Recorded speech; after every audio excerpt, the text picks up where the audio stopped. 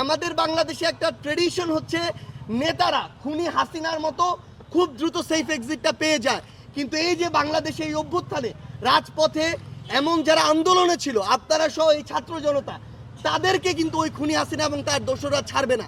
সেই জায়গায় আমরা প্রত্যক্ষ এবং পরোক্ষ কোনো ধরনের নেগোসিয়েশনের চিহ্ন দেখতে চাই না।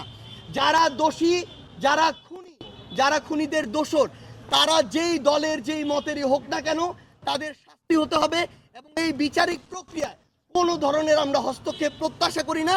এটা আমরা আমাদের জায়গা থেকে স্পষ্ট করে দিয়েছি এবং এমন যদি কোনো কিছু দেখি তাহলে আমরা আমাদের জায়গা থেকে জাতীয় নাগরিক কমিটি বলেন আর বৈষম্য বিরোধী ছাত্র আন্দোলন বলেন, আমরা ঐক্যবদ্ধভাবে আবারও হয় ওই ব্যক্তি কিংবা ওই প্ল্যাটফর্ম তাদের নামে আমাদের যে আবার প্রতিবাদ, সেটি আমাদের জায়গা থেকে শুরু হবে।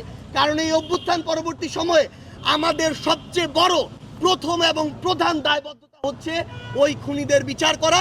এটা আমরা আমাদের জায়গা থেকে স্পষ্ট জানিয়ে দিয়েছি।